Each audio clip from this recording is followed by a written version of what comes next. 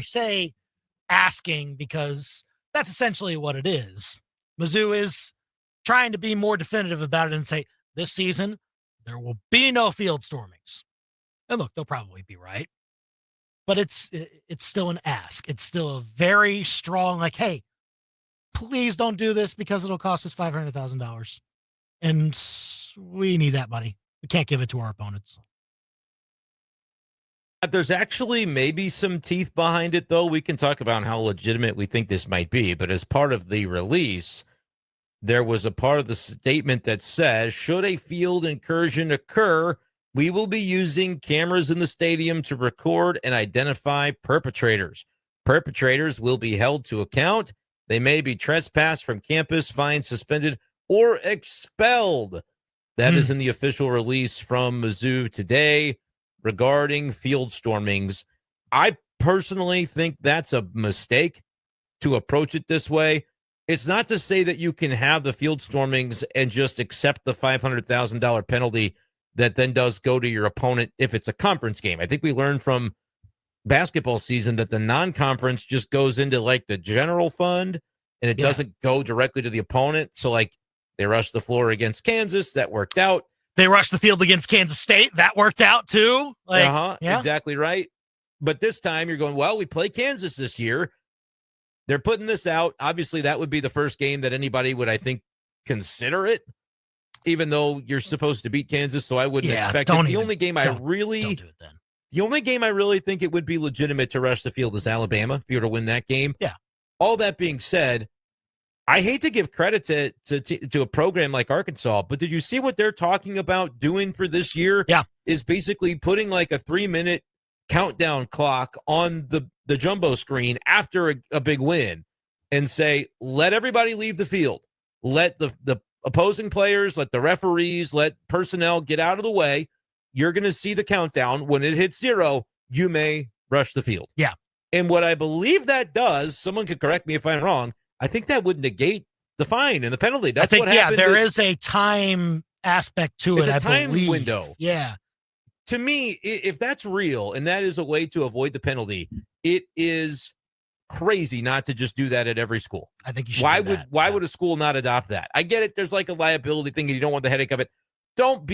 If that is a legitimate option, don't be that school to say, oh, we're not, stay off. This was an option, I feel. Maybe I'm wrong. Maybe Arkansas is going to say they're going to do it, and then there's a reason that we don't know that they actually can't. But if that's possible, I think it's silly that Mizzou wouldn't do the same. Well, it's something that every school, I think, is having to think about a lot more now because the SEC did up the fine. Like, it used to be escalating. It started at like $125K, then $250, then up to $5. Now it's just $500K across the board for the field storm. You do it once, and it does not matter whether it was the first time you did it or the second time you did it. No, $500,000 if you do it at all. And so, it's something that you have to have a plan for, but I'm kind of with you. Like, Arkansas, I think, did it right with that sort of thing. And I want to say, didn't Vanderbilt do that last year with their storming of the field against Alabama? For Alabama, I don't think somebody did, I think, or maybe it was basketball. I'm not sure. Maybe someone delayed it for basketball. Someone did do it in basketball. Okay, gotcha. Yes.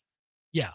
No, I'm saying Vanderbilt football was fined after they stormed in October, which I think was their Alabama win. Yeah. But a story from the Tennessean for basketball, Vanderbilt says fans can storm court. They just have to wait a full minute to avoid fines. There you go. And so it was Vanderbilt, I guess, that initially came up with this that we saw during basketball season. Yeah. And if that is true and that is applicable during football, there is no reason that every school doesn't take that approach other than, we just don't want to liability.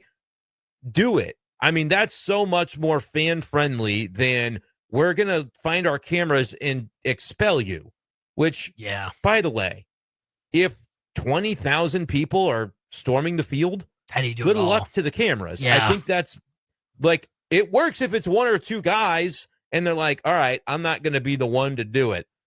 But, Andy, I've always said this. When a field storming is about to happen. Because you know what happens This was the way when we were in school. Right. I don't know that it's changed. We'll see this year. Yeah. The ushers and the yellow ponchos will line the playing surface as like every game ends. You know when they're not standing there? When they know that there are going to be fans trying to trample them onto the field. Yeah. That's the time that there's nobody trying to stop it because you couldn't physically stop it if it's actually a wave of humans coming. So we'll see if this actually, happens this way. Like I said, the only game that I think there'd be a legitimate case to do it is Alabama, not even South Carolina, not Kansas. I understand people would say, well, it's Kansas. It's the rivalry. If you're favored to win a game, in my opinion, I don't think you can storm the field. You might be able to concoct an example for me that I wouldn't agree with, where maybe it's a case you do it. I don't think it's on September the 6th. So I get it, but I also think if this Arkansas thing is real and the Vanderbilt thing from hoops season, why not just do that? That would be pretty fan friendly.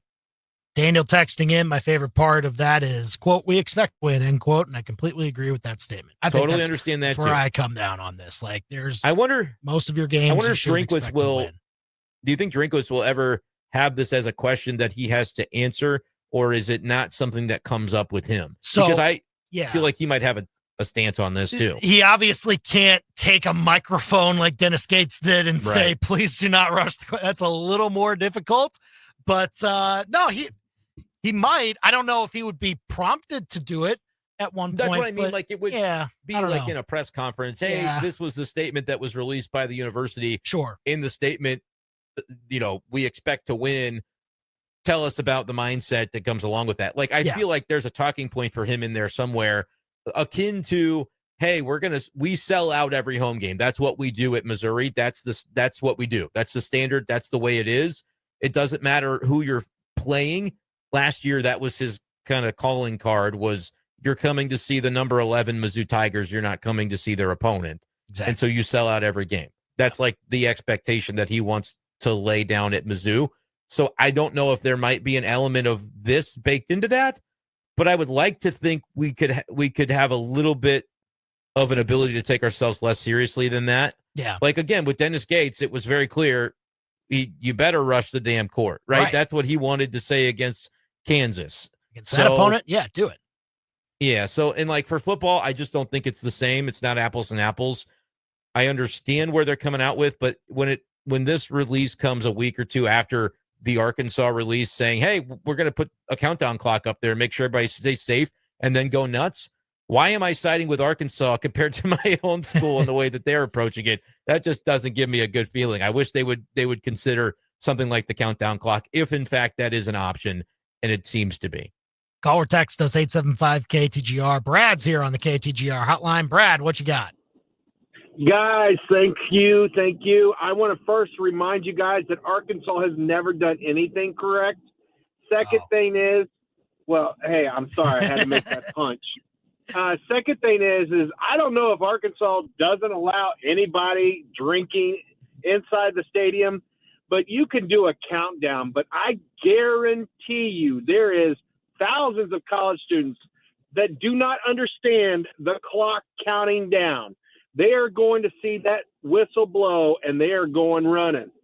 And I don't know if Arkansas is just going to take those students to the side and find them or how they'll handle that. But I don't see, unless there's some big chain that's keeping everybody back, I think when the game's over, you got too many drunkards getting ready to rush.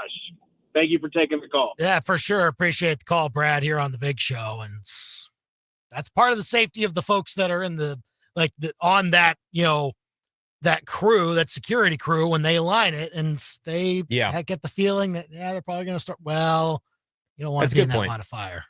But yeah, and there's no real way until you're in the moment to know what a crowd of people is going to do. And so if you lay down the law as much as you possibly can ahead of time, maybe that prevents the behavior that you're trying to avoid. Yes, the $500,000 matters. And I think that's a big reason with the NIL era and the revenue sharing era. That's why I think we're seeing more and more universities and schools and programs try to account for this and come up with a plan in a way that's not just, every once in a while you pay the fine and it is what it is.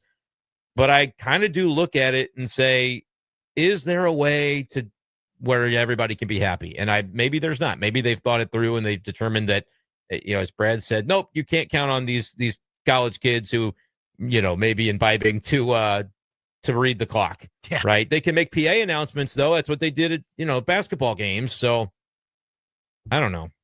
We'll see what works. We'll see what doesn't.